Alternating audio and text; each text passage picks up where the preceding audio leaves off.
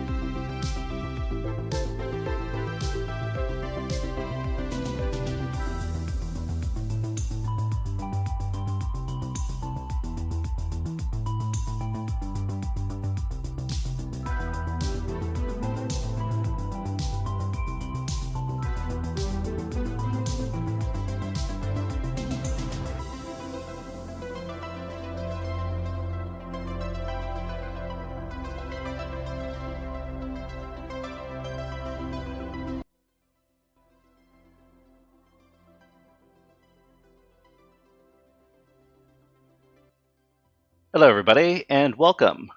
This is HackerFrogs and I am the Shy Hat. Alright, so today what we're going to be doing is we're going to be covering two topics as is typical for this channel rather.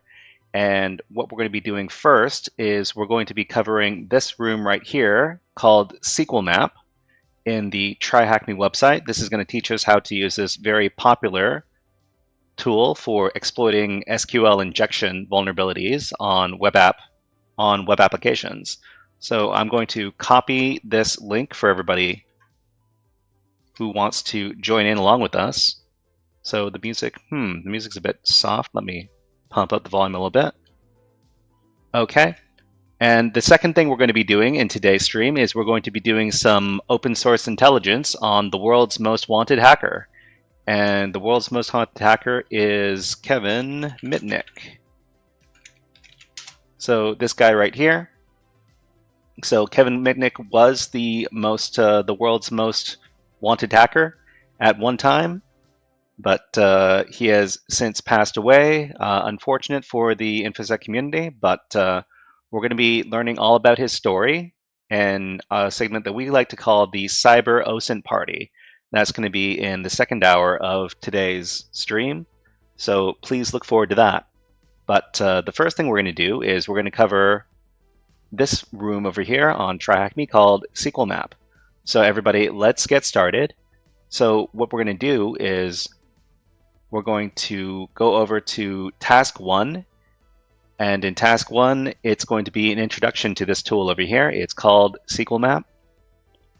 We're going to learn about SQLmap and how it can be used to exploit SQL injection vulnerabilities. So what is SQLmap?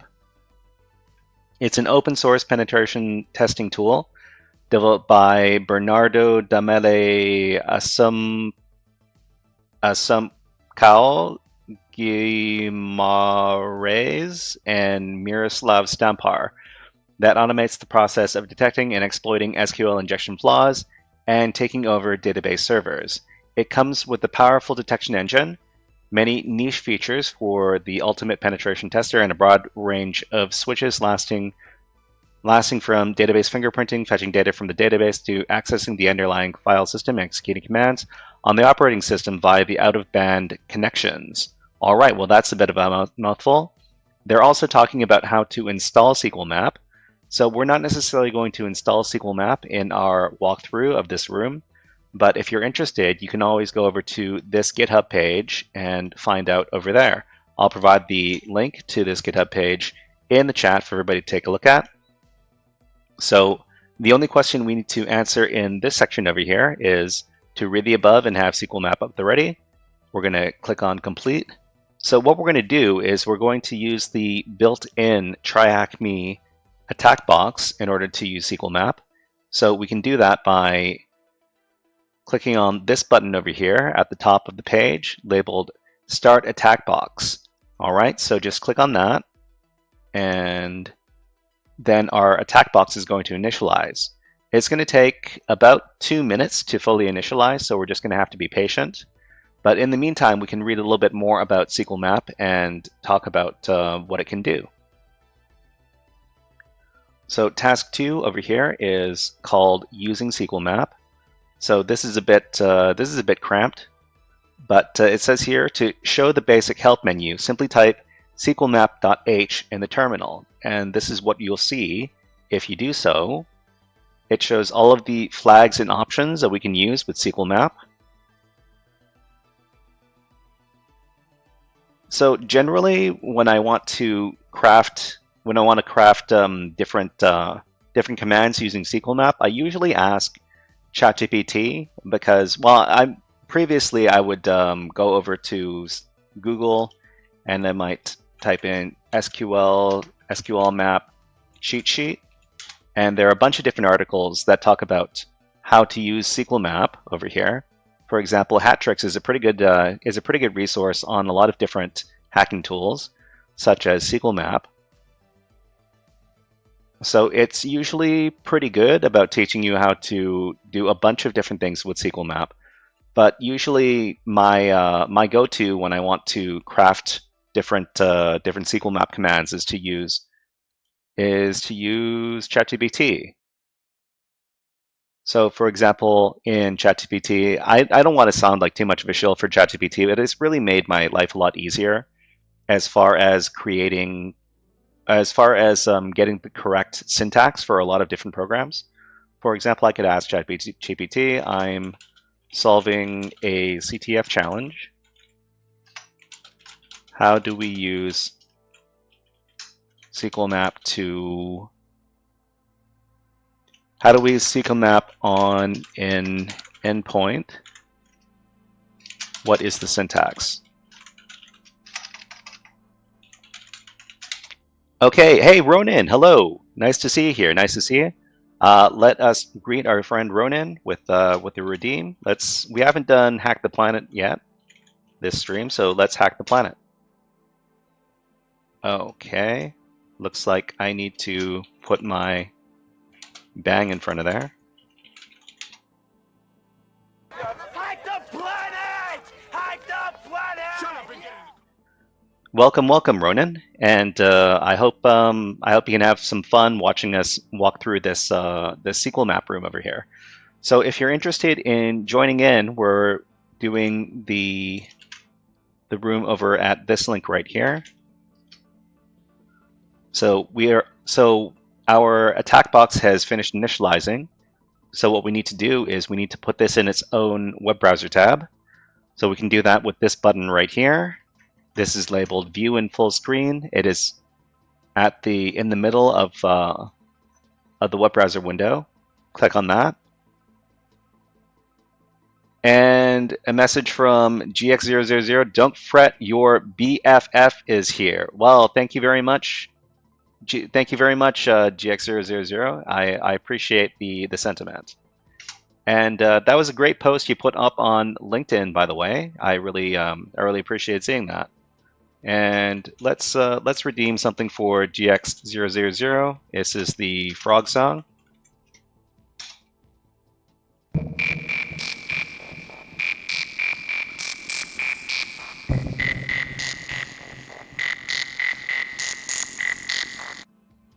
So GX000 asks about whether or not it was the PVJ post or something else. Oh, this fired off twice.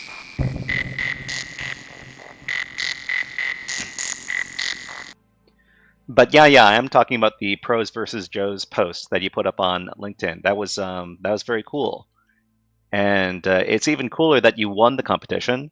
I forgot to ask whether or not you got a prize, or is it just bragging rights that you won? And Ronan says, a lot of times I'm already in bed when you stream, but sometimes I do the lab from the YouTube video. Oh, interesting. And GX00 says there were no prizes, but just bragging rights. It must have been something, because you were up against some professionals. So, I guess you're going to be giving a talk about your experiences over at the next meetup, right? So I'll just wait for that for then, and then you can tell me all about it. How did I know that? Well, let's just say that I talked to one of your teammates. Okay, so now that we have the attack box initialized over here, we're going to need to open up a web browser. So there are a couple of different shortcut buttons over here. So we're just going to use this one. Meanwhile, back at the Try Hack Me page, we can close out this pane over here, which we can do with this button labeled Exit Split View. It is located just over here between the Terminate Machine button and the Information button. So just click on that, and now we get our full web page back, which is nice. So we've got our SQLmap, and we've got a bunch of different commands we can do, but we'll be going over those in due time. So basically, what we need to do is include some basic stuff like a URL. So it's -u. So there's some description. There's some examples here. They're very good to keep track of. There's also data. Data is used when you want to send something through, like a post request. So you can also. I've never really dealt too much with these parameters right here. So there's this level parameter and the risk parameter. So I'm actually curious as to what these particular flags do, but I guess I'll be experimenting with it a little later, maybe when I do like a bigger deep dive on SQL injection. So there's also these enumeration commands. So most of the time, I tend to just be a bit lazy and just use the -a to retrieve everything. But there you can be very specific about what you want to retrieve with SQLmap over here. So you can get current users, the database name, passwords, which databases are inside of the database, all the tables, the columns, and etc., all this great stuff over here. So there's also operating system access commands. You can use SQLmap in order to open up a shell on the vulnerable target. So there's OS shell, OS pwn. I haven't used this one before. Prompt for an out-of-bounds shell from interpreter or VNC. Okay, so this is good if you want to incorporate SQLmap along with your interpreter shells.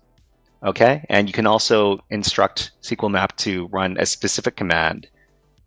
So this might be useful if you want to use SQLmap in order to open up a reverse shell that goes to another reverse shell in your system. Okay, so next, let's take a look over here. So we've got simple HTTP GET based test. So over here, this is how you would craft a SQLmap command to scan against a website that is using a get-based parameter. So we're just looking for the database in this case because we only include this flag right here. So first we need to identify the vulnerable post request. So okay. So this is the get-based request. Next we'll talk about the HTTP post-based request. So a lot of the time we mix up using, we incorporate using SQLmap along with Burp Suite. So sometimes we need to use Burp Suite in order to make use of SQLmap. So how do we do that? Let me demonstrate. So first of all, let's go over to our attack box. and let's open up Burp Suite. So Burp Suite, we're going to be doing a deeper dive on in the next couple of weeks. We're going to be learning how to use the tool in order to do all sorts of web app testing. But on the attack box, let's open it up with this desktop shortcut here. So this is the Community Edition, which has some limitations associated with it, but it should be sufficient for whatever we're doing in this room.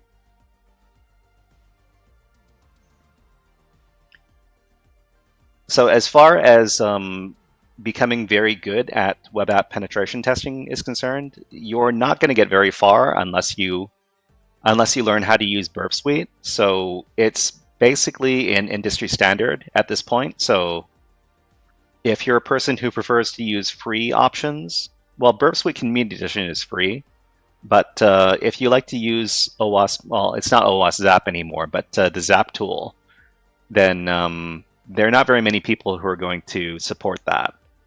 But anyways, so after we start up Burp Suite, we click on the orange Next button, and then we click on the orange Start Burp button. So this is going to open up Burp Suite Community Edition. There are, if we're dealing with the Try Hack Me attack box, there's something we need to do first before we can start working with Burp Suite. And okay, so on YouTube, Notes by Nisha asked, do you have the pro version of Burp? I do not have the pro version of Burp. When I used the pro version of Burp, it was my employer who was paying for the pro version of Burp. But there's a lot of functionality that you can get from the free version of Burp. And if you get hired to do web app testing, then your employer is probably going to pay for your Burp license. And then you're going to be able to use the pro version of Burp. All right, so let me demonstrate. This is what you do with Burp Suite if you're using it on the Try Hack Me attack box. You need to go over to Burp, this button right here, and then you need to click on Settings. So after you click on Settings, this window is going to open up. You need to click on this part over here labeled Burp's Browser. And then after that, you're going to click under Browser Running. You have to click on this button, which is labeled Allow Burp's Browser to Run Without a Sandbox. So check that, and then you're done. So you need to close the Settings button, okay? And we've got Notes by Nisha says, I like that, let the employer pay for it. Well, most of the time, unless your job is to do bug bounty hunting, your employer is going to pay for your Burp Suite. But of course, if you want to do bug bounty hunting, you don't necessarily have an employer that can pay for your Burp Suite, so you're going to have to pay for it yourself. The last time I checked, the Burp Suite Pro license for a year was about $400 USD, but it might have the prices might have gone up since I last checked. But it's not a super expensive license if you're using Burp Suite Pro every day, but it's still not super cheap. Okay, so where were we? So after we do our settings, we've finished setting up. We have to go to this tab right here labeled Proxy, and we have to make sure that intercept is set to off. So intercept means that all web traffic is you're going to need to manually accept or drop all of the packages you receive when the intercept is set to on. And we don't like this when we're just using Burp Suite to do a bunch of request analysis. So we need to click on intercept is on and switch it to off, and then we're good to go. And from there, we can start up Burp's browser. So the Burp Suite browser is connected to Burp Suite, and all of the traffic that goes through the Burp Suite browser is going to be recorded by Burp Suite, and we can analyze all of the traffic after that. So we're going to click on this button right here, labeled Open Browser. I suppose there's another button over here labeled Open Browser. You can use either one. So it takes a little while to open up. And no, Smynisha, hey, how are you? How are you? Did you attend DEF CON or any of those other conventions that were happening last week? Let me know, because I met there have been so many hackers moving back and forth between Las Vegas in the last week or so, including a good friend GX000. Okay, so we've got our burp browser right here, and let's go back to the TryAcme page now that we have the burp browser ready. So for the simple HTTP post-based test, we need to identify the vulnerable post request and save it. In order to save the request, we need to right-click on the request, select copy to file, and save it to a directory. You'd also copy the whole request and save it to a text file as well. So we're going to demonstrate how to do this when after we start up our vulnerable website. Actually, you know what? Let's do it right now. So we're going to go down, and I think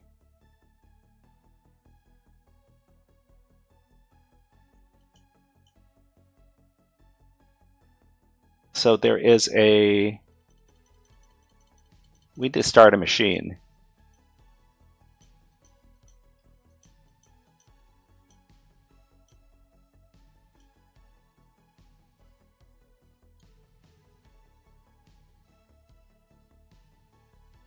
Okay, there's this SQLmap challenge over here. So this is task 3. Notes by Nisha says, I was not able to attend DEF CON.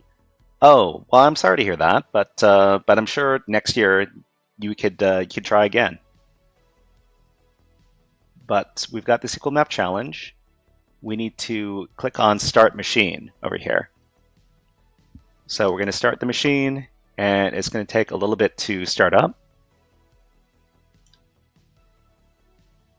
Over here, it's going to show us the IP address in just about a minute or so.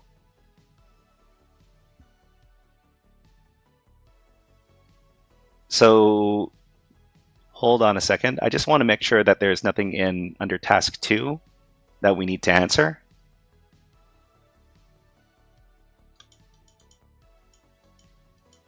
Oh, here we need to answer a bunch of questions.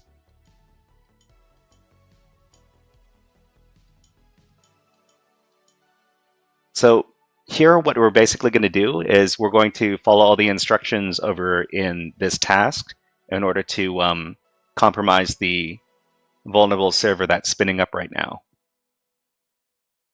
Okay, so let's start answering a question or two before the vulnerable machine finishes spinning up.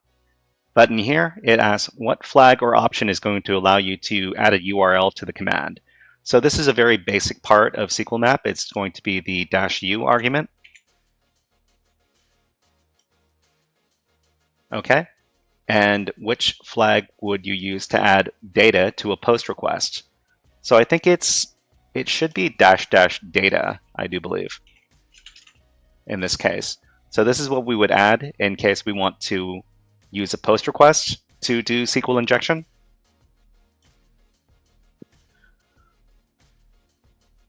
Okay, and next it says there are 2 parameters, user and password. How would you tell SQLmap to use the username parameter for the attack? I think it is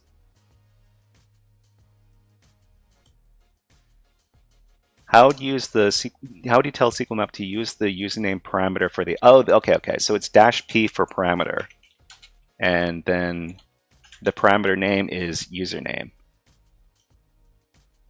Okay.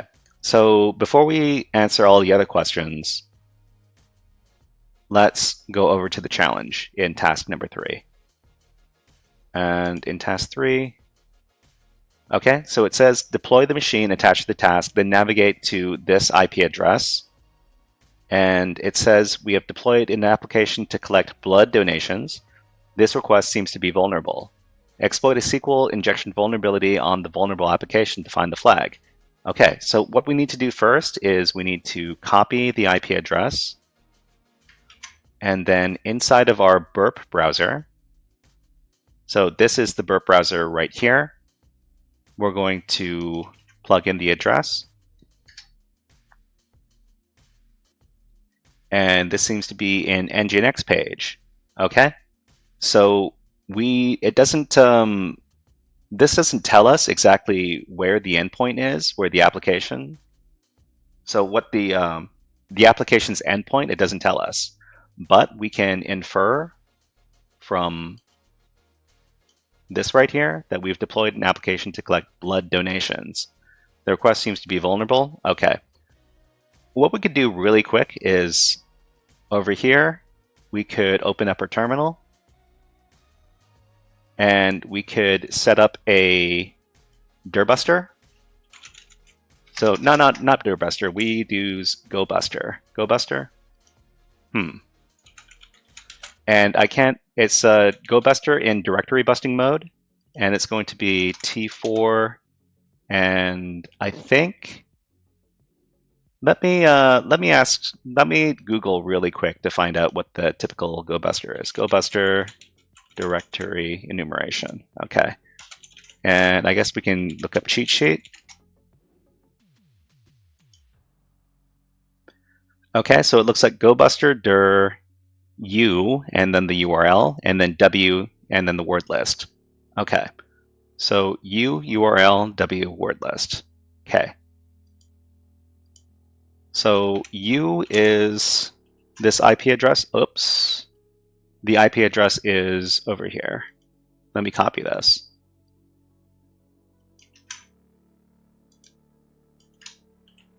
Okay, this is the URL, and the word list is user share dirbuster, user share word list, user share word list dirbuster,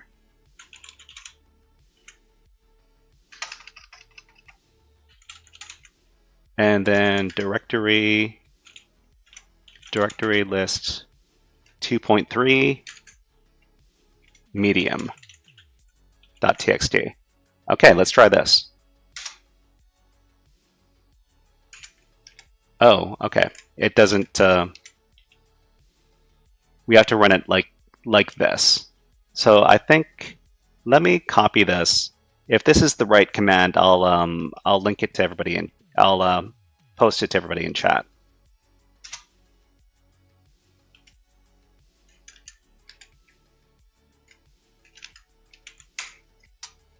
Okay. HTTP. We don't need to include HTTP in this case. It's just that sometimes the syntax is a bit. You need to use the correct syntax is all. Okay, so I'm going to copy this command and I'll provide it to everybody in chat.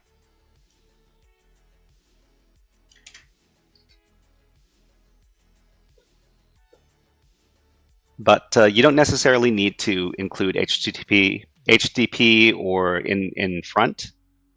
But we did get this endpoint right here. So we've got blood, which kind of makes sense since we're dealing with a blood, what was it? Blood donations app over here. So inside of our burp browser, we can navigate to the blood endpoint. So it's going to be /blood. Okay. So we've got a website over here, and we have we've got a drop-down menu. We can search for people with a particular blood group. Okay, so it looks like we have some people over here, and it's obviously using a database because this is the kind of format, and with our column names and our rows over here. So this is an indication that that this endpoint could be vulnerable to SQL injection. Okay. Over on the Try Hack Me page, it says that the request seems to be vulnerable. Okay. We need to exploit a SQL injection vulnerability on the vulnerable application to find the flag. So we also have a question right here. What is the name of the interesting directory? So this is in reference to the endpoint we need to access to get the flag, and this is blood. Okay. Now that that's done, we can go back. So I suspect that it's this search bar right here that is vulnerable because this is a search request that retrieves database information. What we need to do is we need to minimize our burp browser. And then over at Burp Suite, we take a look at the proxy HTTP history tab over here.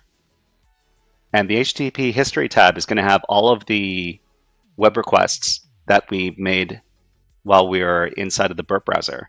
So we've got a couple of post requests over here. And so I'm just going to click on one of these post requests. So you'll know that it's a post request because under the method over here, it says post. Okay, so this is a post request to this particular endpoint. And we suspect that this might be vulnerable to SQL injection. So what we're going to do is we're going to put this in the repeater. Actually, no, we're not going to put it in the repeater. All we need to do is we're going to record this request. So what we need to do is right click. And I think it is save this item. It's either save item or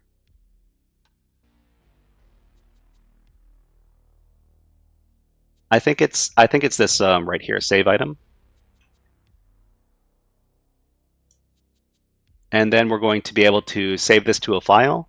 I'm going to call this bloodrec.txt. Okay, we're going to save that. And it says save successful. All right, so back at the terminal.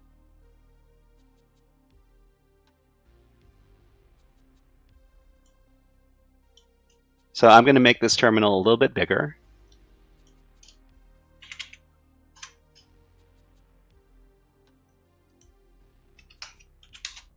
Okay, so inside the directory, we've got our bloodrec.txt file. So maybe I can make this even a little bit bigger than this. Okay, so this is nice and big. We can all see this. So I'm going to clear.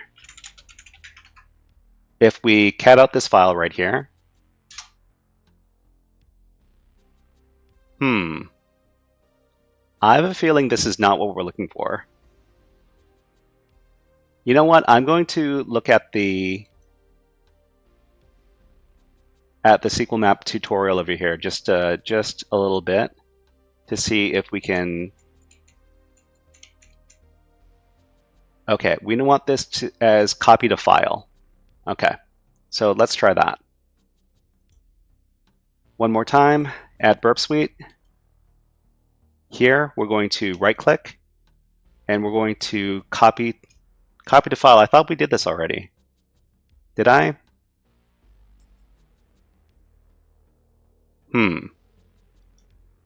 Okay.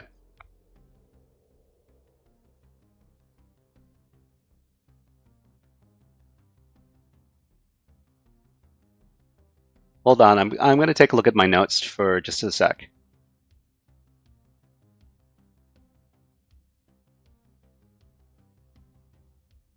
Okay. So I think I might have the wrong endpoint. First of all, so let's go back to the Burp browser. So we're going to go over to the Burp browser, and the Burp browser is this Chromium browser over here. So what we're going to do is we're going to go over to the login page. So the login page over here. So I suspected it might have been the blood search over there that might have been vulnerable. But now that I take a look at my notes, I think the login page is what's vulnerable. So I'm going to try to log in. So invalid username or pass, please try again. Okay. So if we were to just send a empty string, is it going to give us a SQL error message?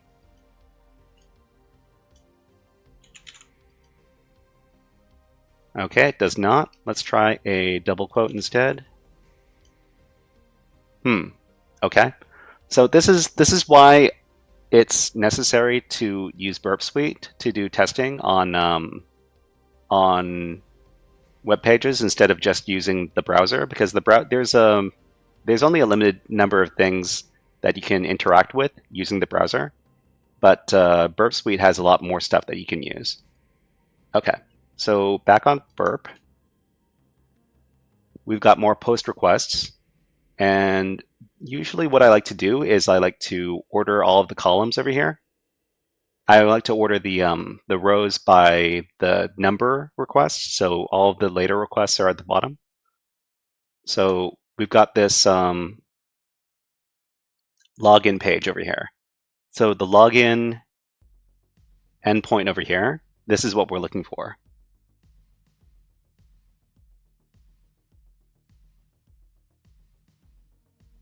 So what we need to do is we're going to put this in the repeater. We're going to right click and click on Send to Repeater. And then the repeater is going to light up over here. So we can click on Repeater.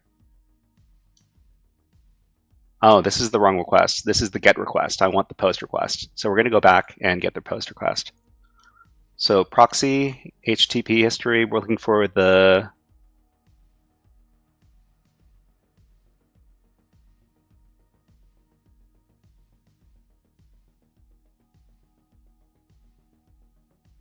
it looks like this is the POST request to the login page, but it changes. It's called auth.php instead of login.php. Okay, so the important thing is that this is a POST request, and we see some information that's being passed along over here. So what we're going to do is we're going to put this in the repeater, and then over at the repeater here. So this is going to be a bit hard to, it's a bit hard to read, but the problem is I can't make this, I haven't figured out how to make this bigger inside of the virtual machine. But, so I apologize for that. But what we can do over here for username and password is we can send some single quotes and double quotes, and we can see if it responds with some error messages. So over here, we're going to send. And over here in the response, it says, you have an error in your SQL syntax. Check the manual that corresponds to your SQL blah, blah, blah. So this is an error message associated with SQL because we sent single quotes and double quotes as the body of our request, which means that this particular endpoint could be vulnerable to SQL injection. So we're going to right-click on this, and we're going to copy the file.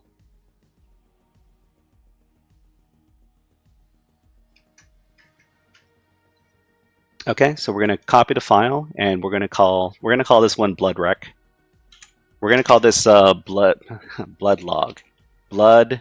auth. Let's call this blood auth.txt. Okay, and then we're going to save this, and then we're going to minimize Burp Suite.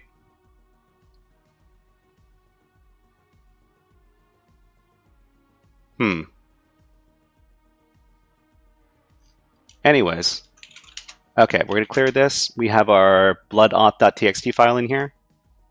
Let me nano this just to see what's in here.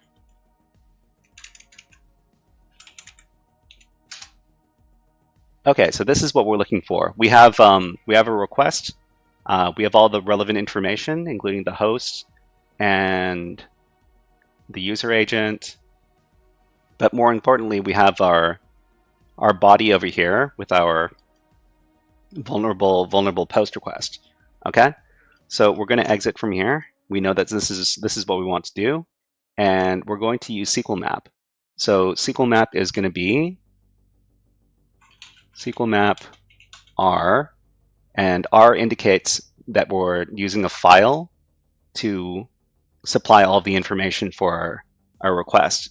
So it's going to be -r, and we're going to use the blood auth.txt file. And then we're going to try to figure out who the current user is. So it's going to be --current user. So the reason we don't need to supply a URL is because the URL is contained in the blood auth.txt file. Okay, so we're going to run this command, Okay, it says you have provided tainted parameter values, which most likely leftover character statements from the manual SQL injection tests. Please always use valid parameter values so SQLmap can be able to run properly. Okay, so I may need to edit the file in order to have SQLmap run properly, but for right now, I'm going to say that I'm going to want to continue. So I'm going to use Y. SQLmap got a 302 redirect to this page right here. Do you want to follow? Right now I'm going to reply yes. Redirect is the result of a post request. Do you want to resend original post data to a new location? Okay, yes. It looks like the backend DBMS is MySQL. Do you want to skip test payloads specific for other DBMSs? We're going to say yes. For the remaining tests, do you want to include all tests for MySQL extending provided level 1 and risk 1 values? Okay, yes.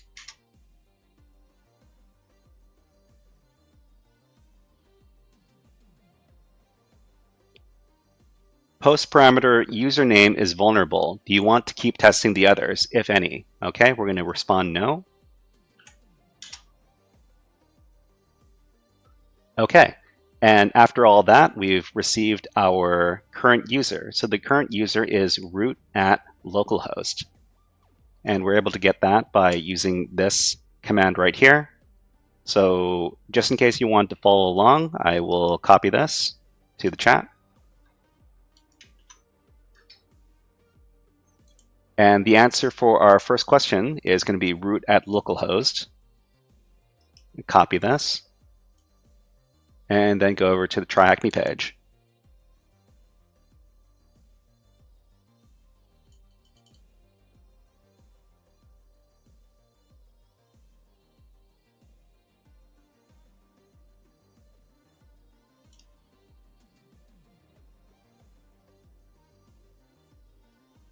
Okay, so who is the root DB user? So I think we're not looking for this portion right here. We're just looking for this portion. So the current DB user is root. So submit this as the answer.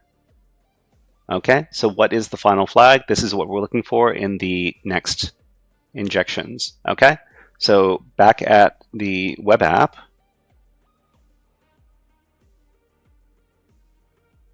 okay, what we're going to do is we're going to enumerate the current database name, and we're going to do the following to do that.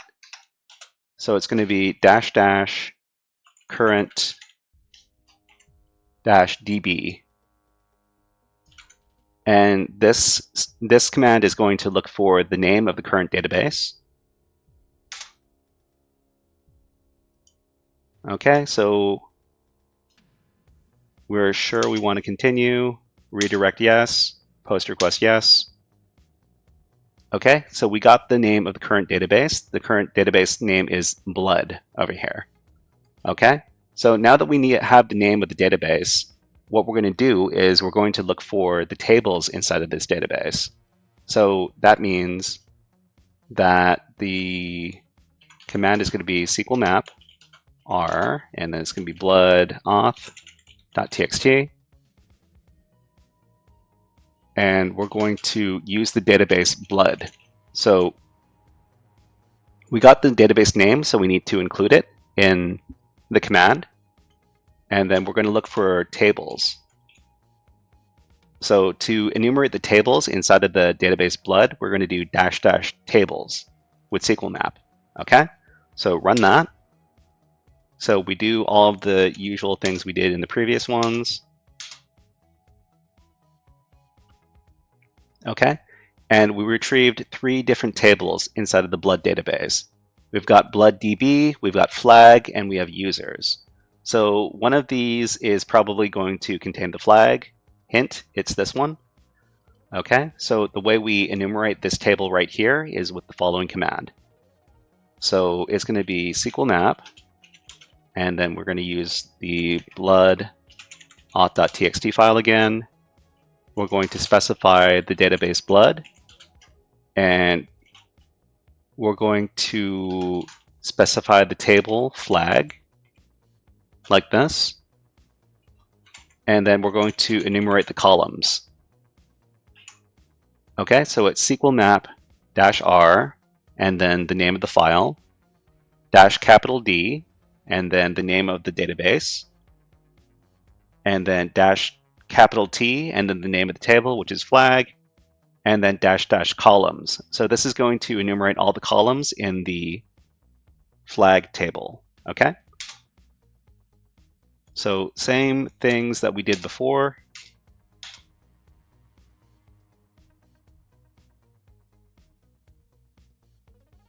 So an interesting thing that you'll note over here is that when we were doing this output over here, it was printing out one letter at a time when it was printing all these out right here. So this indicates to me that we were dealing with either Boolean or time-based injection over here.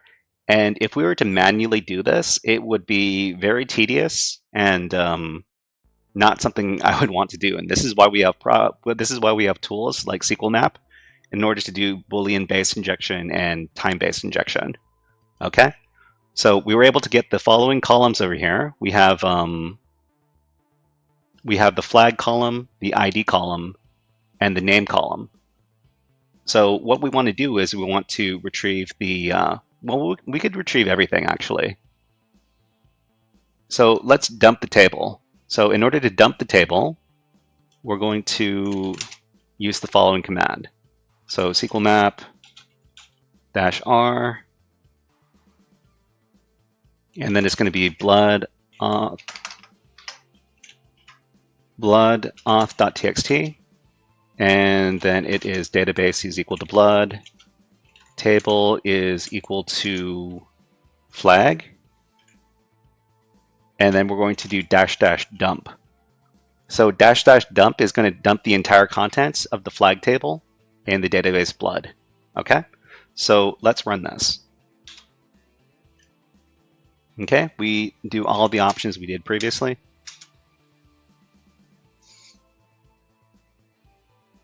Okay, so this was what we got from dumping the table. We got the flag. All right, so since we got the flag, we're essentially root. So let's redeem I am root. Okay.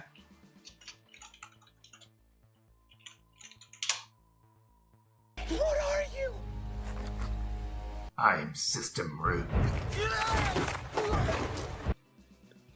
Okay, so this is the flag right here. Let's copy it. And then let's go back to the web page. What is the final flag? Paste it in and click submit. Okay, so we didn't answer all the questions in task 2, so let's go back there in order to finish the room, okay?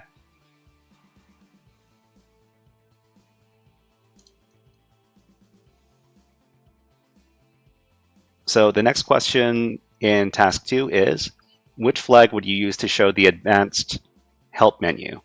So the advanced help menu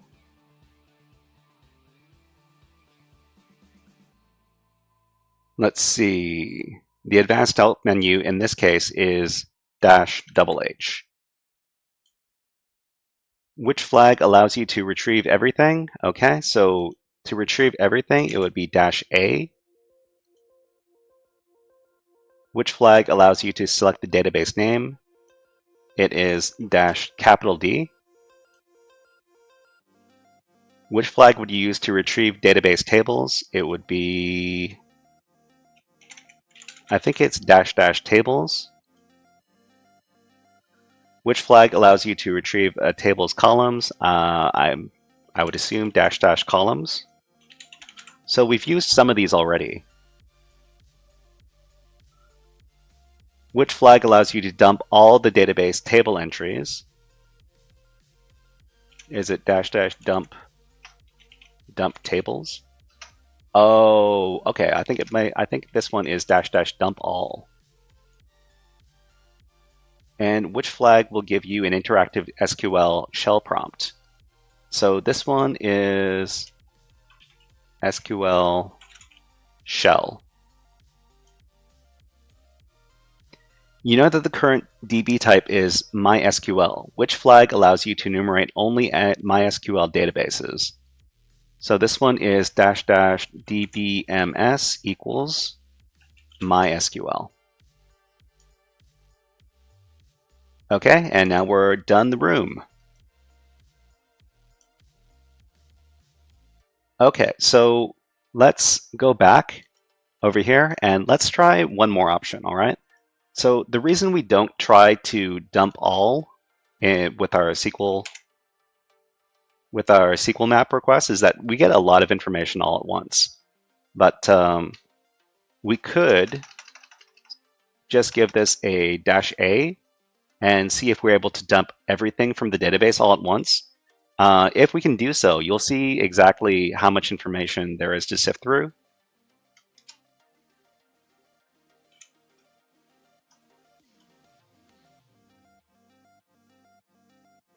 Okay, so we're getting a lot of information here through Boolean or time-based SQL injection. That's what it means because we see that do you want to store hashes to a temporary file for eventual further processing with other tools? I'm going to say no. Do you want to perform a directory-based attack against a retrieved password hash? I'm also going to say no. But we basically get maybe too much information, especially with very large databases when we decide to run SQLmap with the -a switch. So that's why we look for specific things like the database name followed by the tables followed by the columns, and we do it in an iterative manner in order to not only get the information we want and not get a bunch of extraneous information that we may not necessarily need, like what is happening right now.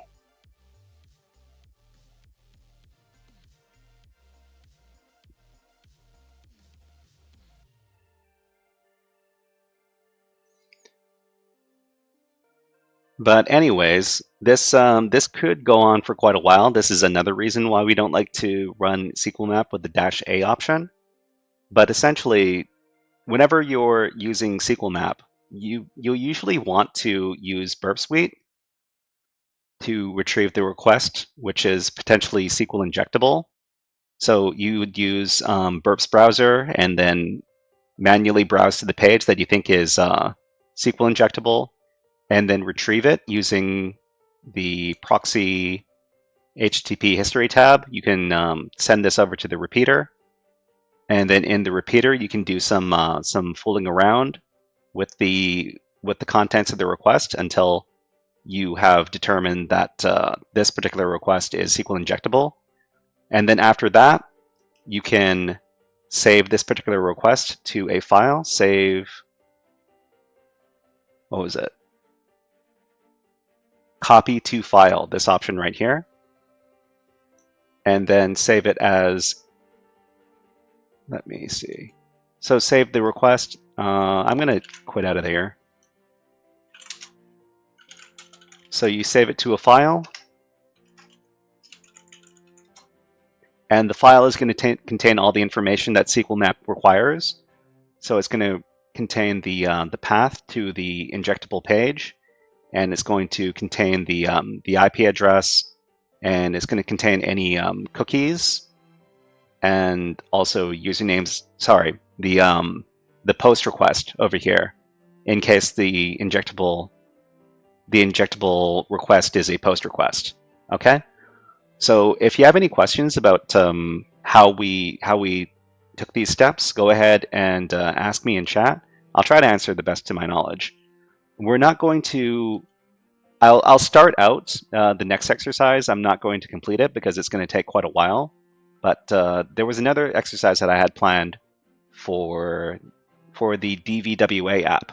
Okay, so I'm going to exit from here. And then we're going to go to the other Try Hack Me room. So I'm going to terminate this particular machine. And then I'm going to go to the DVWA room. So I think the room link is just DVWA. And if you want this link, I will provide it in chat. Okay, so the DVWA, I'm going to start the machine. So just like the previous machine, we can access this machine from the attack box over here. So if you have your attack box open, keep it open. Another thing that I'm worried about is that the typical attack box for free users is only active for about an hour or so. And if we try to complete this this next exercise, it's probably going to go over an hour. So we're not going to be able to complete the exercise. But over here, so the DVWA is an awesome tool, awesome virtual machine commonly utilized in training and testing of new tools. So we can also practice using SQLmap by using the DVWA as the app that we're testing against.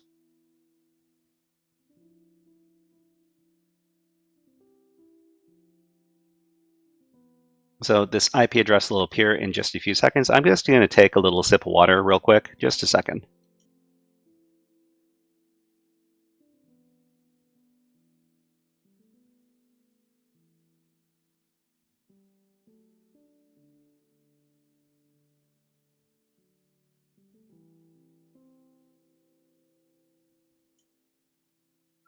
Okay, so we have our target IP address. So we can just copy this to the clipboard.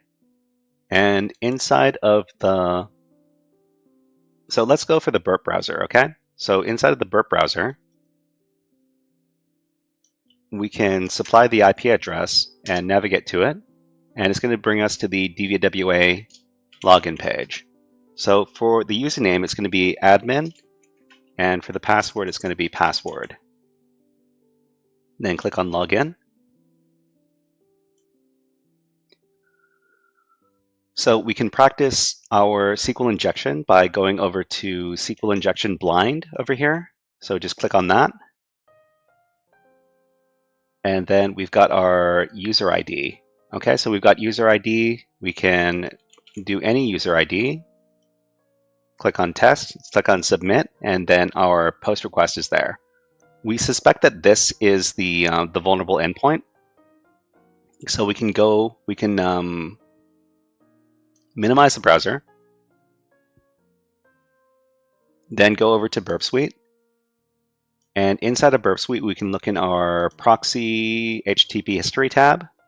And at the bottom, we should see a post request. Maybe it's not a post request. Maybe it's just a GET request. So this one at the bottom here is probably the vulnerable endpoint. What we need to do is we need to right-click and we need to copy to file. So just like in the last one, we're copying to file. We're going to call this request.txt, and we're going to save this. Okay, so now that it's saved, we can try to use SQLmap to enumerate this, right? So it's going to be, we've got our request.txt here. Okay, great. It's going to be SQLmap-r, and it's going to be the name of the file. So it's going to be request.txt. And then I think we just want to look for the database name. So we're going to run it like this. Database option requires an argument. Oh, okay, hold on. Let me look at my notes real quick.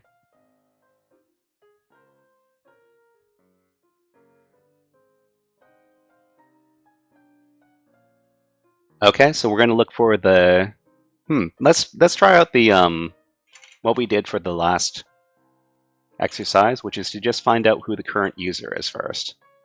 Okay, so SQLmap-r, and then the request file that we created with Burp Suite, and then the command is going to be -- current user.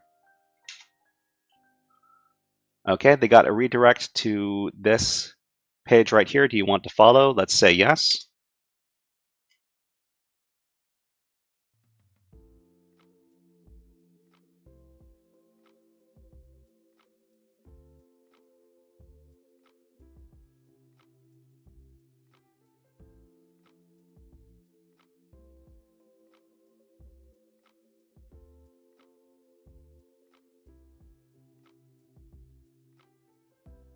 Injection not exploitable with null values. Do you want to try with a random integer value for option union char? Okay, let's say yes.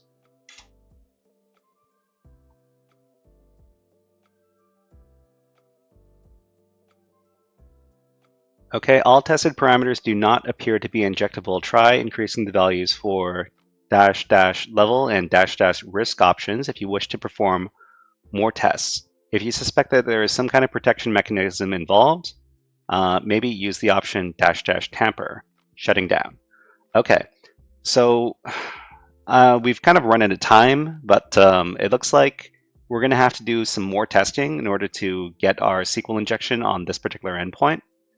So, but once again, you people in chat are more than welcome to do some experimentation. But the basic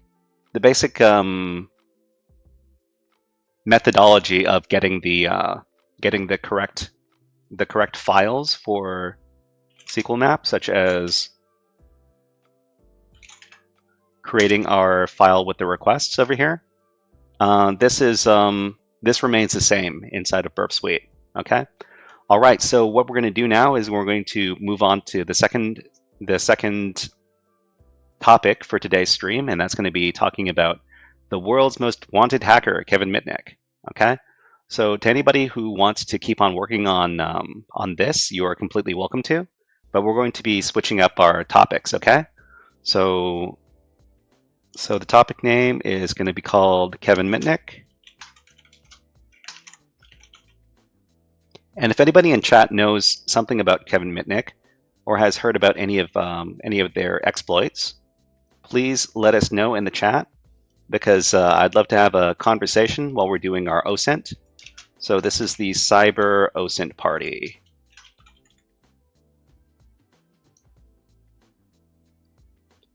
Okay, so I usually don't do OSINT on living people, because it's kind of doing OSINT on living people is kind of an invasion of privacy, and it feels kind of icky doing it on stream live like this. But Kevin Mitnick is a public figure, and a lot of people have been digging up a lot of dirt on Kevin Mitnick for a very long time. So it makes me feel less bad about doing OSINT on him. But we're also not going to try to. We're also going to try not to do any intense digging into people who are still living. So this is merely for educational purposes. Keep in mind. So what we're going to do is, first of all, we're going to shut down our machines over here and terminate this machine. And I'm going to show split view and terminate this machine as well. So just click on this button here, terminate the machine. Okay, so that's just the polite thing to do. We don't want to use up virtual machine resources when we don't need to. And then let's go over to Wikipedia.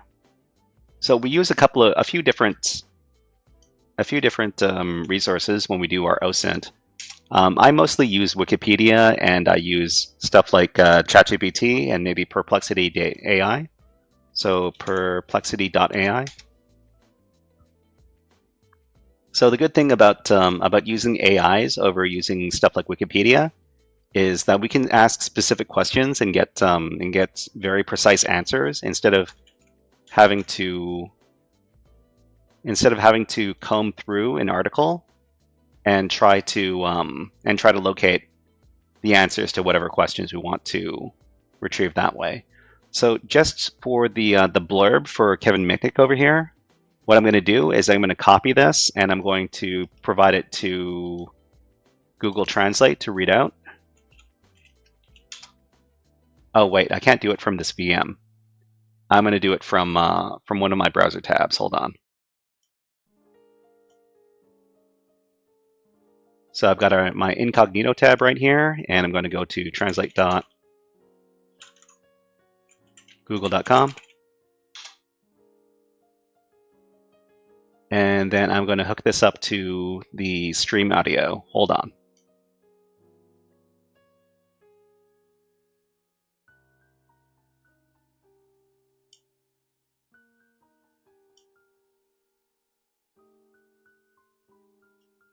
Okay, so I'm going to give it to Google Translate.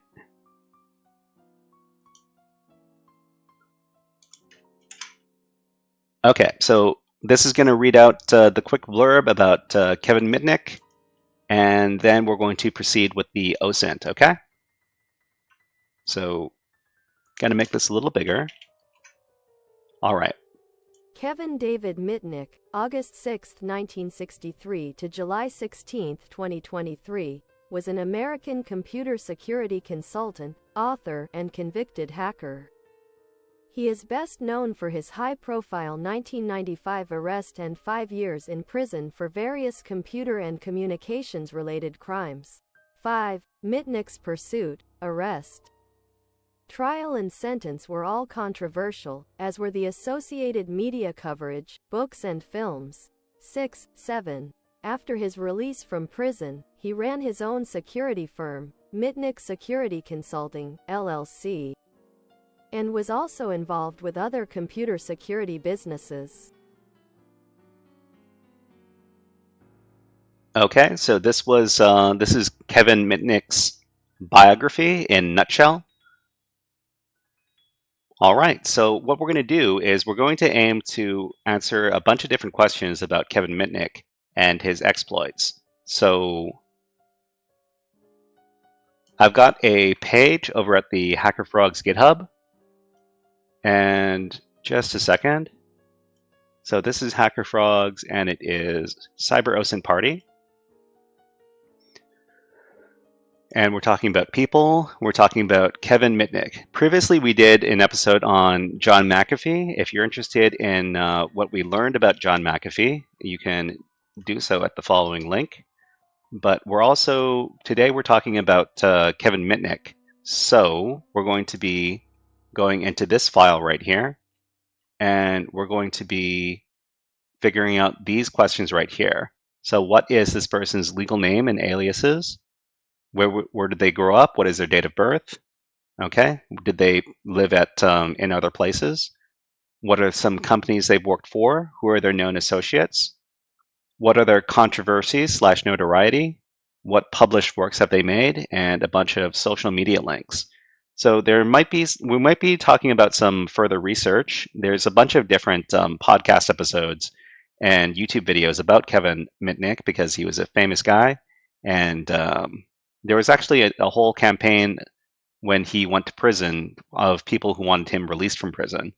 And I guess we'll talk about his personal life if we have a little bit of leftover time.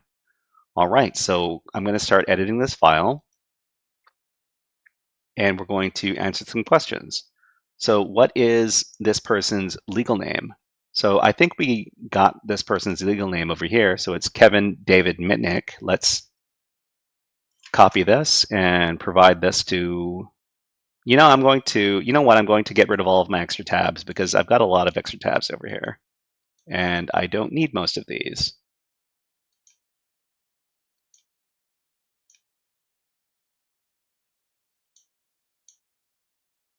Okay, so over here, this person is Kevin David Mitnick, but I think this person had a lot of different aliases. He was on the run from the law for quite a while, so he came up with a bunch of different names that he went by when he was evading the police. Okay, so over at ChatGPT, you know what? I might use the LLM Arena for this. So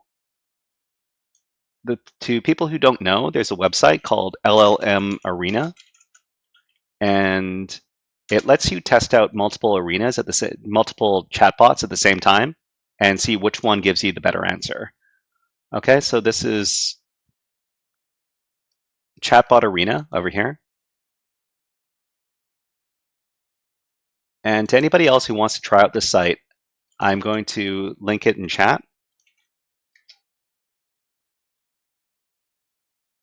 Okay, so over here, we've got Model A and Model B. What we want to do is we want to go over to the head-to-head. So there's Arena side by side. This is a tab at the top of the page. So we can click on that, and then we can compare two models, okay? So Claude Sonnet So Claude 3 Sonnet, this is the popular LLM model from, I think it's called Anthropic, the name of the company. And then we've got ChatGPT 4.0, which is the latest version of ChatGPT. Okay, so we can use these two models to answer some questions. Okay, so my first prompt over here is, what is the legal name of Kevin Mitnick? And what aliases or usernames did he use? Okay, so I'm going to ask this question.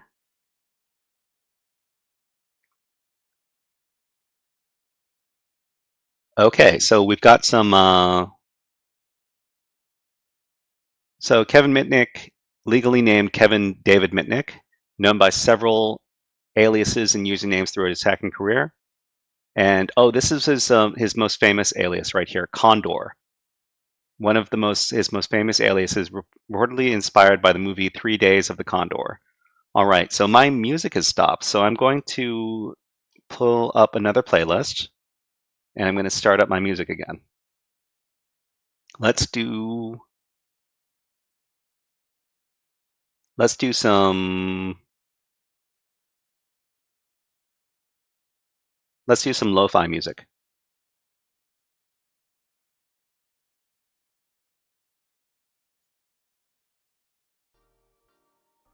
Okay. All right. So Condor. Condor was his major username, I guess. It wasn't an alias really, because you can't really use the name Condor to check into a hotel or anything. So I'm going to copy this and use this as one of the answers over here. So Kevin David Mitnick, also known as Condor, also known as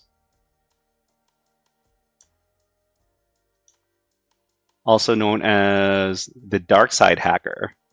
The dark side hacker, Eric Weiss. A pseudonym he used, what was a reference to the real name of the famous magician Harry Houdini. Okay, so we can copy this. He also used David Weiss. He also used the dark side hacker. All right. The dark side hacker and Eric Weiss. Cool. Okay. Next, we're going to get his date of birth and his hometown. I do believe, from what I remember, that Kevin Mitnick grew up in California. So let's take a look at the Wikipedia page. It says, born Kevin David Mitnick, August 6, 1963, in Los Angeles, California. Okay, so Los Angeles, California, USA. So I'm going to copy this.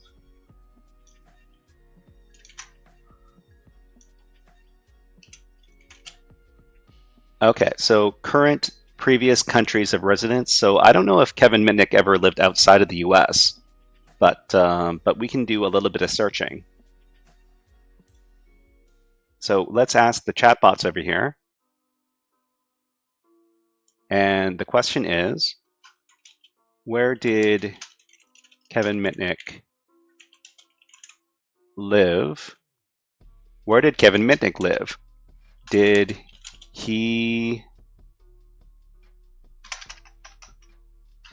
How much time did he spend living in these places? Okay, so I don't know if he ever moved outside of the United States, but the chatbots might have some answers for us about which cities or countries he lived in.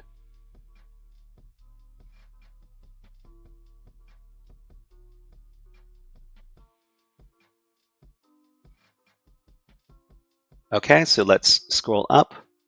So some key places he lived, okay, Los Angeles, California. So he lived here for the longest time because he lived here until his late 20s. Then he moved to Denver, Colorado, while he was hacking into Digital Equipment Corporation's computer systems, and then Raleigh, North Carolina, and then Seattle, Washington. And then he moved back to Los Angeles, California. Okay, so this answer over here from Claude Sonnet, this is actually pretty good. It lets us know where he was living and what he was doing And over at ChatGPT, it's also telling us some details. So time spent for Los Angeles, California, and even more details, I guess, about what he was doing during this time. You've got Seattle, Washington during the early 90s, okay? So this isn't necessarily in chronological order in this case. So Seattle, Washington is after being arrested, but it's listed as second. Maybe it's talking about the amount of time spent. So it's going by the amount of time spent in these places over here. But I'm actually looking for more of chronological order over here. So I'm going to use this as my answer over here. And this is from the Claude Sonnet LLM. Okay. All right, so over here, so what we're going to do is we're going to try to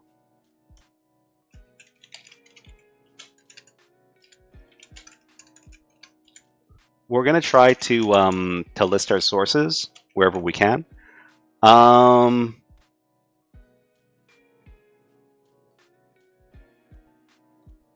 That plebeian potato, hello and welcome.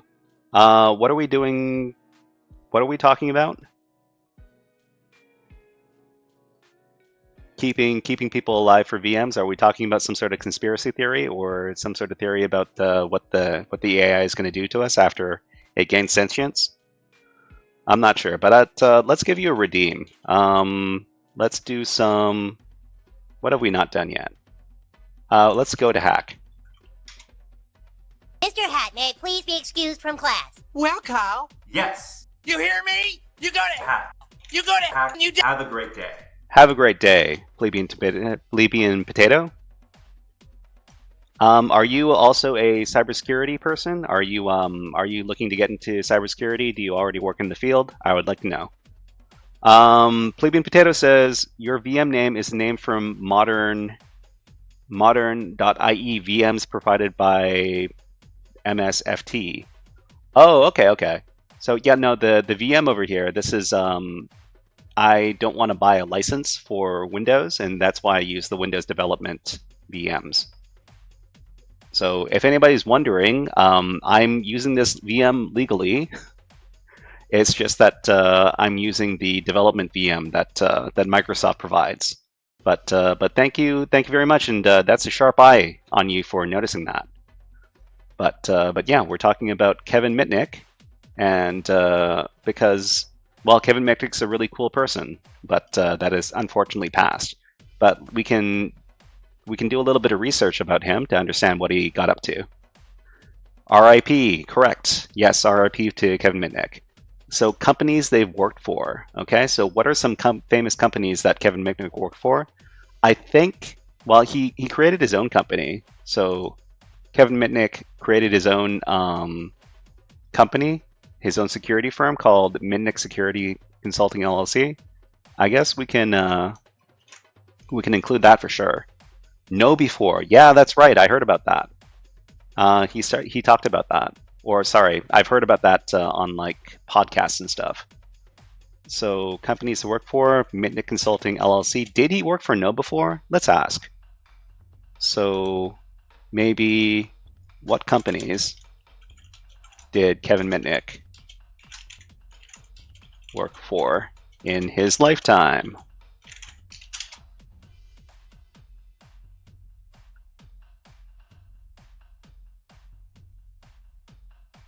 It says he was born in Van Nuys. It says he was born in Van Nuys here, but on Wikipedia, it says he was born in Los Angeles. This is some inconsistency that I want to investigate. So I'm going to ask the other two chat bots about Kevin Mitnick's birthplace. Where was Kevin Mitnick born? Tell me.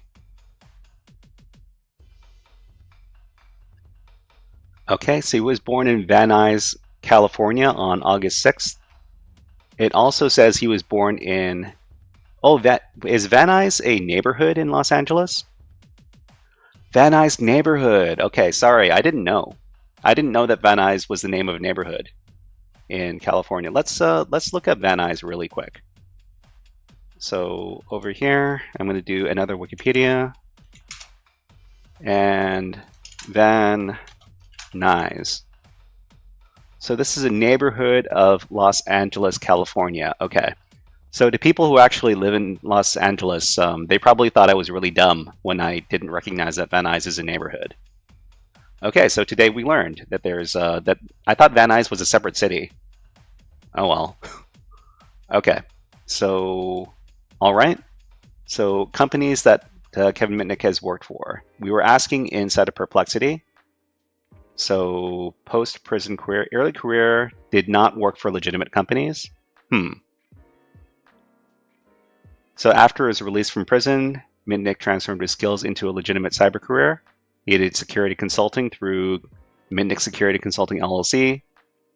He was a part owner of KnowBe4. KnowBe4, I don't know very much about this company, but I have heard their name while I've been listening to cybersecurity podcasts. Sometimes KnowBe4 is like a sponsor of cybersecurity podcasts. I don't know very much about the company, but part owner of KnowBe4. Okay, the plebeian potato says that they bought and brokered exploits. Interesting. So I'm going to list KnowBe4. Hold on. What is it called? KnowBe4? Is it like this? Anyways, I'm going to list that he was a part owner. That's what Perplexity said. Anyways, let's ask the other chatbots real quick.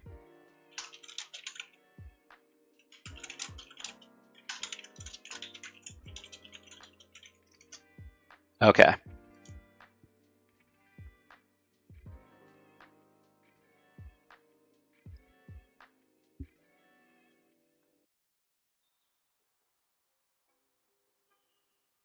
Okay, so we've got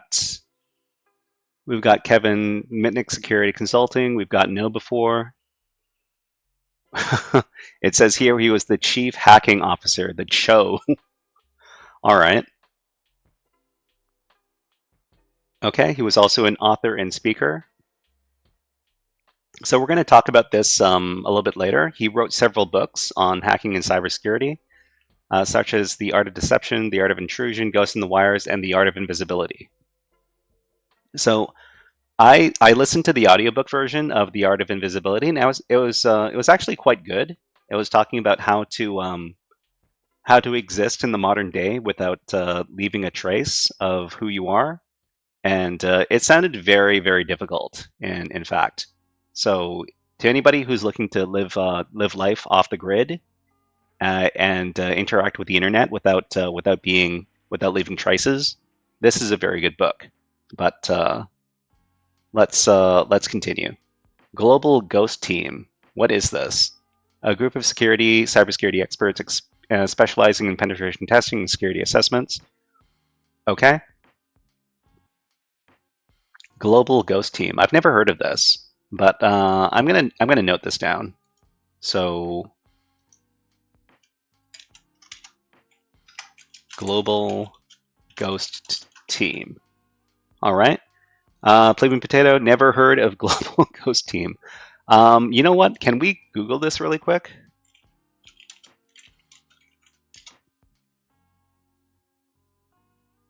Okay, Kevin Mitnick Security Consulting, the Global Ghost Team, most exclusive and elusive team of security professionals with the most advanced certifications under their belts.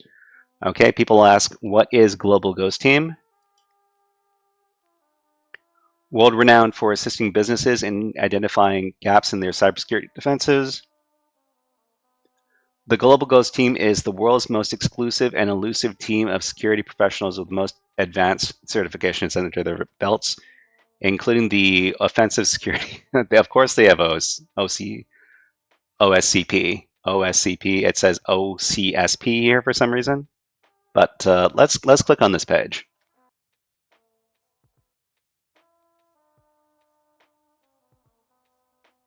The spelling mistake is on the web page over here. Contact the global ghost team.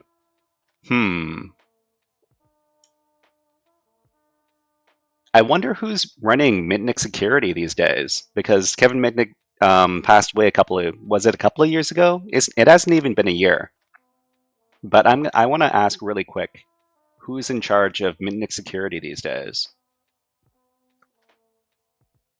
So let's ask Perplexity. Who is the leader of Mitnick security consulting after Kevin Mitnick's Kevin Mitnick's let's call it departure?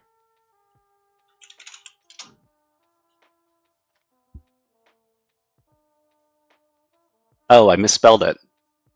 I asked how. Never mind. Hold on. Who is the leader? Okay. Based on available search results, there is no specific information provided about who is currently leading Mitnick Security Consulting after Kevin Mitnick's death in July 2023. So it has been a year. The search results primary focus on Kevin Mitnick's new life. What? What? What do you mean by new life? Oh, no, not new life, just life. Life, career, and the history of his company. Do not mention a successor or new leader of the organization following his passing. Given the lack of current information, it's possible that the company has not yet publicly announced a new leader, the leader structure may be in transition, or the information about the new leadership is not reflected in these particular search results. Okay, so Kevin Mitnick actually has, he left a widow, and I think her name is Kimberly Mitnick. I don't think she has an entry on Wikipedia. Kimberly Mitnick. So, right. So maybe if we do just a general search.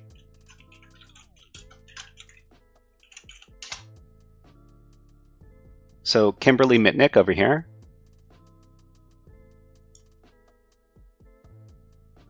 So yeah, I think this is Kimberly Mitnick right here. LinkedIn isn't going to let me log in. Oh no, it's okay. But yeah, the oh, see, she's the CEO. Okay, so this is what we were looking for. So she is the CEO at Mitnick Security now. This is Kevin Mitnick's wife, and a controversial thing about Kimberly Mitnick is that I think Kimberly Mitnick is like 27 or 28 right now, and Kevin Mitnick was like 58 or 59 when he passed away. So there was like a 30-year age gap between Kevin Mitnick and his wife. So that's a bit controversial. Anyways, back to it. Okay. So Kevin Mitnick was 59 when he passed away. So global ghost team, I guess. The plebeian potato says, if you got money, you can do controversial things. Like, yeah, well, people who have a lot of money almost invariably do all sorts of controversial things. Anyways, who are some known associates of Kevin Mitnick? Actually, I don't know very much. Oh, you know what? The person who caught him, the Japanese security researcher. He's a known associate. Well, he's not an associate. He's basically his rival or enemy, I guess. But I think Stomo Shimomura. So this is the. I wonder if this person still works in security. Shimomura Tsutomu. He's 1964, Japanese-born physicist and computer security expert. He is known for helping the FBI track down and arrest hacker Kevin Mitnick, take down his 1996 book. Okay, so I guess we can use this as a known associate, even though it's not really his friend. Okay, so I guess we could call this his rival. And who are some other people who are closely associated with Mitnick? Who are some famous people who are closely associated with Kevin Mitnick?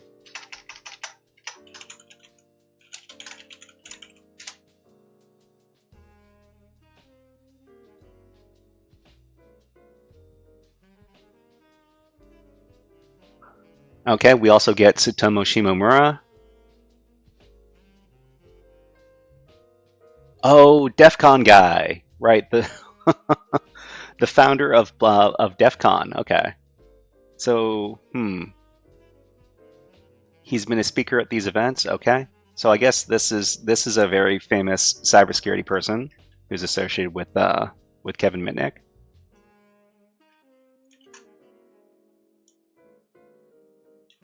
The Dark Tangent is the DEF CON founder. And who else do we have? John Markov, the journalist for the New York Times who wrote the book Takedown about the pursuit and arrest of Mitnick. Steve Wozniak, the co-founder of Apple who spoke out in support of Mitnick, arguing his punishment was too harsh compared to his crimes. Alex Kasparovic, I can't pronounce his name. Fellow hacker assisted Mitnick in some of his hacking activities. Okay, you know what? One of the super dramatic things about Kevin Mitnick is when I was doing research about Kevin Mitnick, I remember that his first wife was stolen from him by one of his best friends, who he also did hacking with. So Kevin Mitnick's first wife, who was she?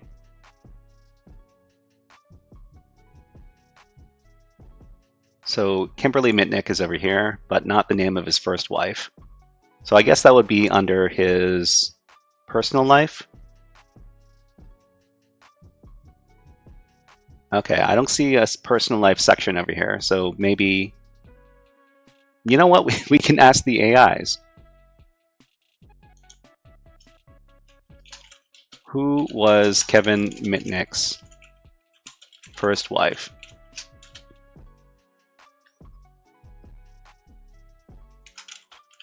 Okay.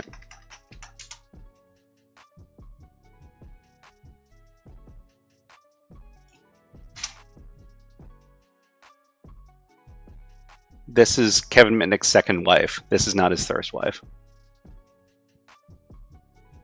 There's no specific information about Kevin Mitnick's first wife or any previous marriages. The information available focuses most on his recent marriage at the time of his death. All right, but from my previous research, he did have a first wife that was stolen away from him. Let's ask the other chatbots. Who was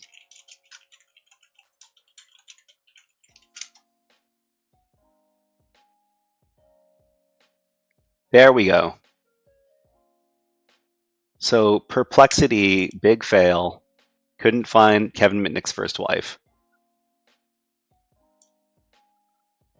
Okay, Kevin Mitnick's first wife was Bonnie Vitello. They were married in the early 1980s, but the marriage was short-lived and ended in divorce after a few years. Not much is known about Vitello, as she mostly stayed out of the spotlight during and after their marriage.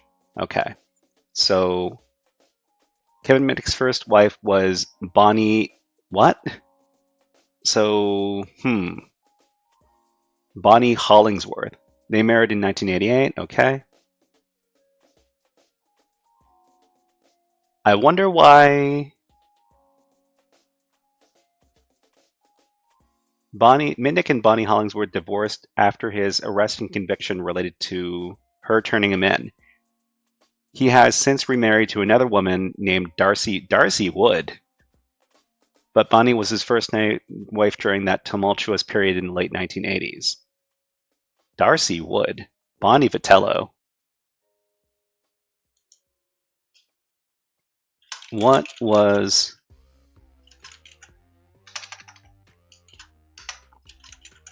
What was Bonnie's maiden name?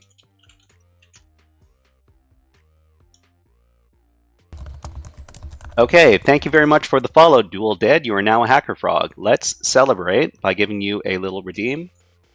And this one is of my favorite blue birds. These are Stellar Jays.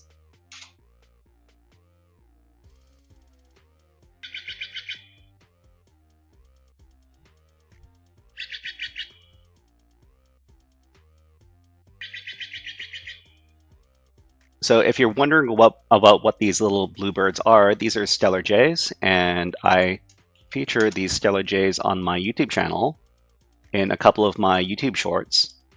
So the YouTube shorts over here, these are a couple of Stellar Jays inside of my SSH video. So these Stellar Jays right here. Oops. So Stellar Jays are related to Blue Jays, but they're West Coast, whereas Blue Jays are East Coast. Stellar Jays, they have these, they're black and blue as opposed to Blue Jays that are like blue and white. But they're actually really cool little birds, and they act a lot like Blue Jays, and a lot like crows because they're all in the same kind of family. So if you were to look for Stellar Jays inside of YouTube,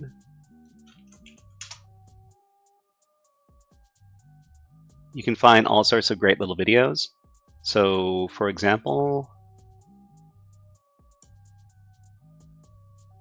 where are Stellar? So here's a video with some Stellar Jays. So just a little tangent, but I just want to show. Yeah, I love these little guys. So this person obviously has some sort of contraption set up to test the intelligence of the Stellar Jay to see if they can get the food. Hold on.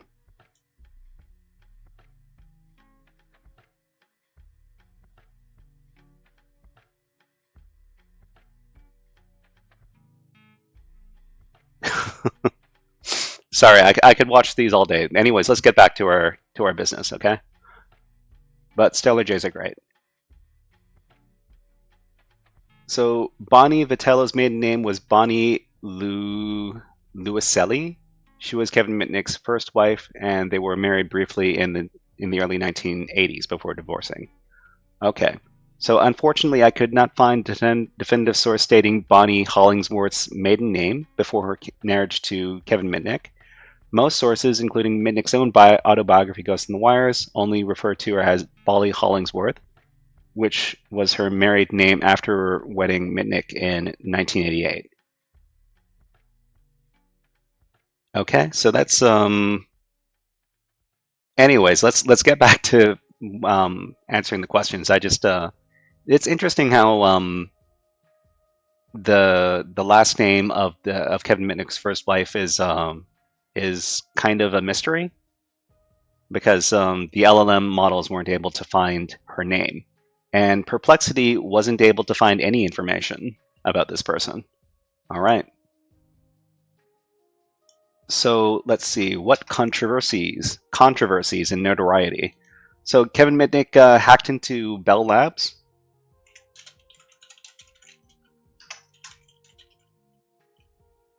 And Kevin Mitnick hacked into a couple of other really big companies before he was arrested. Let me just ask the question, what... Okay, so I think you can find it in here, computer hacking. The computer system that Digital Equipment Corporation used for developing its RTS/E operating system software. So this is another big company that he hacked into. Hold on. So does this company still exist?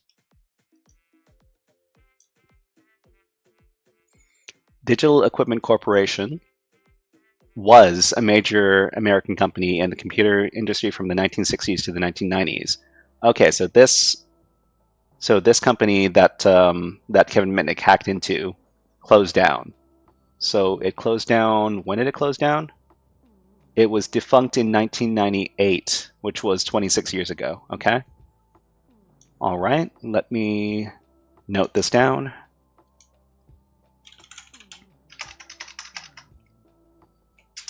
Hacked into Bell Labs, hacked into that company. And I think there was one other one. So computer hacking, Pacific Bell. Is Pacific Bell and Bell, the current company named Bell, the same thing? Because it might not be. Hold on. Oh, Pacific Bell became AT&T. The company, okay. So the company is owned by AT&T, but it used to be independent. Okay, so I should probably update this over here. So it's not Bell Labs, it was Pacific Bell.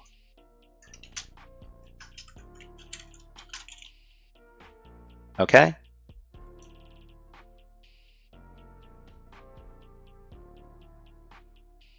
Mitnick hacked into Pacific Bell voicemail computers. After a warrant was issued for his arrest, he fled and became a fugitive for 2.5 years. Okay.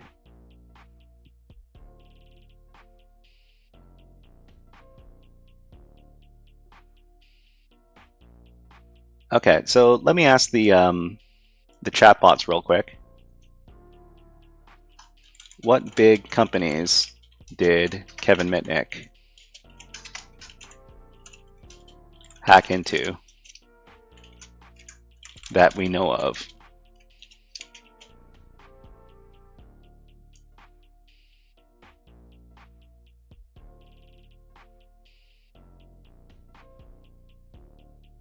Okay, here are some of the major companies. There's a lot of them over here. So there's, okay. Dang. That's a lot of big names. Some of his most notable hacks included stealing software from Novell, Motorola, Nokia, and Sun Microsystems, hacking into ARPANET while at the USC, accessing sensitive computer systems at the DoD and US Air Force. All right, wow. Okay, so the answer from ChatGPT is DEC, Motorola, Nokia, Fujitsu, NEC, Sun Microsystems. These are all really big names. PacBell, I don't know much about them. IBM, okay. So I guess let's just copy all these over here, and we're just going to put it in the list. Also, ... and then paste in all the stuff.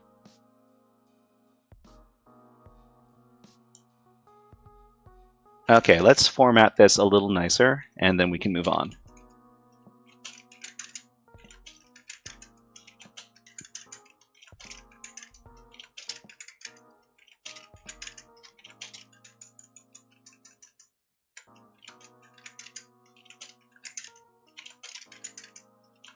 Well, I'm learning some new stuff here. Even though I have listened to a number of podcast episodes talking about Kevin Mitnick, there's still a lot of stuff to know about this guy. All right, published works. So Kevin Mitnick, I think he wrote like 5 books. They mentioned 5 books that he published. Let's go over to Wikipedia. So books written by Mitnick. Mitnick is the co-author with William M. Simon. Okay, so 4 books, 3 on computer security and an autobiography. So these 4 books right here, let's just grab this and paste it in. My favorite thing, copy paste.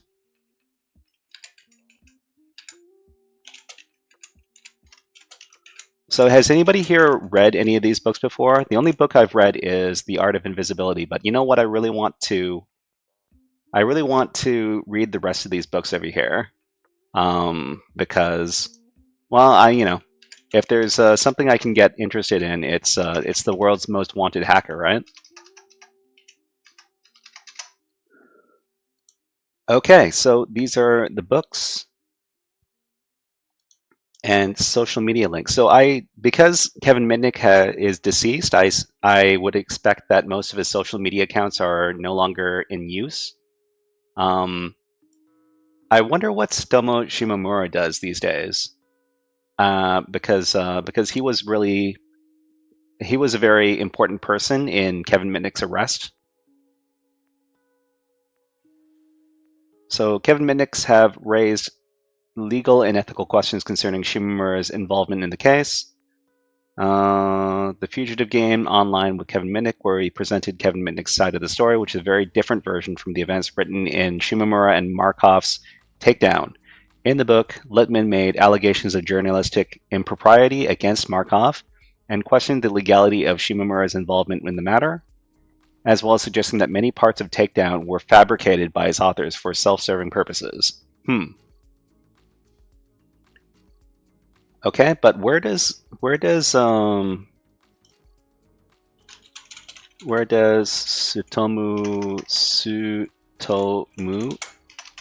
Shimomura work now?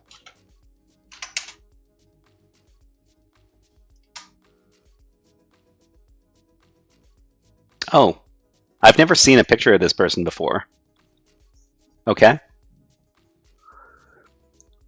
So, based on the research, there's no definitive information about where Tsutomu Shimomura is currently working. However, we can piece together some information. Okay. He was a founder of Neofocal Systems, a privately held fabless semiconductor company. Interesting. His LinkedIn profile lists him as CEH at self-employed in Cincinnati. CEH likely stands for Certified Ethical Hacker, suggesting that he may be working independently in the cybersecurity field. Okay. Given that most information about his employment, leaving Neofocal Systems in 2016, is several years old, and his LinkedIn profile indicates self-employment, it's possible that Shimomura is currently working as an independent consultant or contractor in the cybersecurity field. However, without more current information, it's not possible to state definitively where he is working now. Okay? All right. So, let's take a look at Kevin Mitnick's social media accounts. So let's take a look at if there's anything on Wikipedia.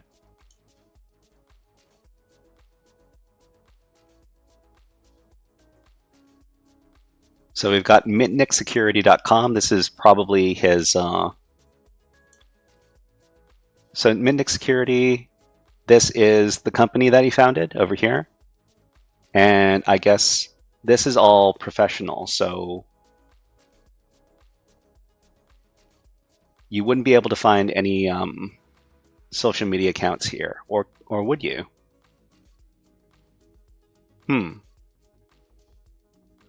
Let's just do Kevin Mitnick social media. So he's got Instagram, where he calls himself the world's most famous hacker. That's a bit of a humble brag, or is it even humble? Let's put that in a new tab. Let's put his X in a new tab, and let's copy these addresses for our research.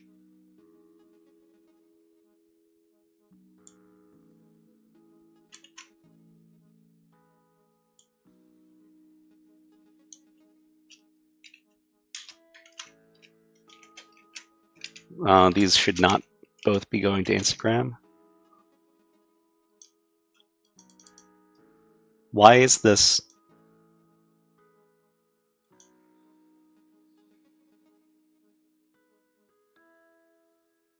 Hold on. I'm going to copy this, and then I'm going to paste this in. Okay, that's better. Okay. Further research. So to anybody who wants to do further research about Kevin Mitnick, there are a few different podcasts that I listen to find out about Kevin Mitnick and his exploits. So one was from Malicious Life.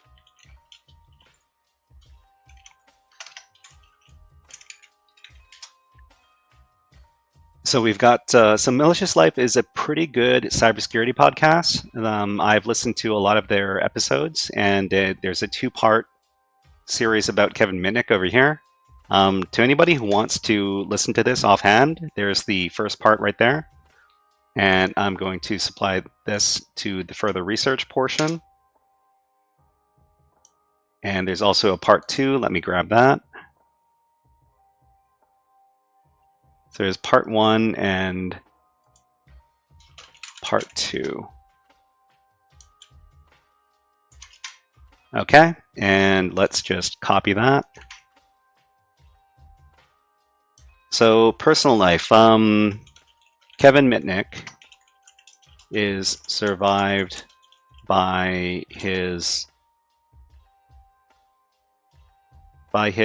widow, Kimberly Mitnick, who is now CEO of his company. Okay, and what else?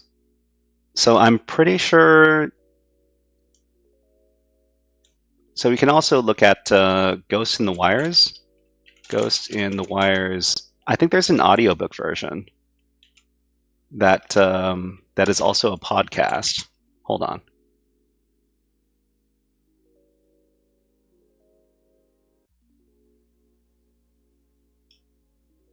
Okay, so this stuff is all paid, so maybe I'm not going to link this. Okay, but anyways.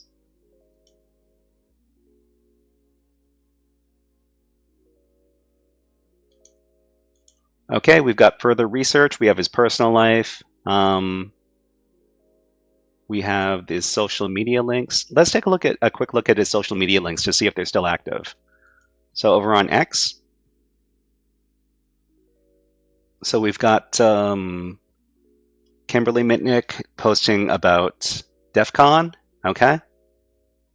And I guess Kevin Mitnick's Twitter page is all about reposting stuff from companies that he's and people that he's associated with. I guess KnowBe4 and David Kennedy and his widow, Kimberly Mitnick, okay?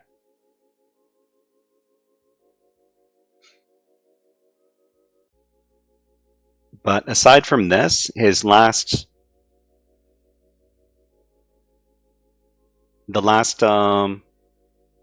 post he actually put into Twitter was from May 17th, 2023. So I guess the last thing we can do before we finish is talk about how Kevin Mitnick passed away. So over at the Wikipedia page, there is the section on his passing, and it says Kevin Mitnick died from pancreatic cancer on July 16th, 2023, at the age of 56 at a Pittsburgh, Pennsylvania hospital. At the time of his death, he was married and his wife was pregnant with their first child. Okay. All right. And so it says that he passed away on July 16th, 2023. And according to Twitter, his last post was on May 17th, 2023. So that's a month before his passing. So I guess it was around this time that his cancer became serious, and he had to stop with his social media posting. Okay, so I think the same thing is going to apply to his Instagram page over here. So he's got, okay. So it looks like basically the same thing. This is the picture that his wife posted from DEF CON, and I don't actually use Instagram very much. Okay, so all right, so that was our research about Kevin Mitnick, the world's most famous, I guess, the world's most wanted hacker at one point. And thank you very much to everybody who tuned into the stream to learn about SQLmap or SQL injection vulnerabilities. and to discover a little bit about Kevin Mitnick. Let me take a look at who is on from the InfoSec community. I like to do a little raid to people who are also in the InfoSec community over on Twitch. Let us take a look at who these people are. So we've got Cyber Info HQ, and what are they doing? So they're doing cyber courses development, cybersecurity Q&A, and their wheat. What is this? Okay, so this looks like a good channel to send everybody to. But thank you very much for everybody who joined in today's stream. Let's do a redeem. Let's hack the planet before we head off. Hack the planet! Hack the planet! Shut up and get it. All right, so everybody, I hope you can join in on the raid on Cyber Info HQ, and please tell them that the Shy Hat sent you.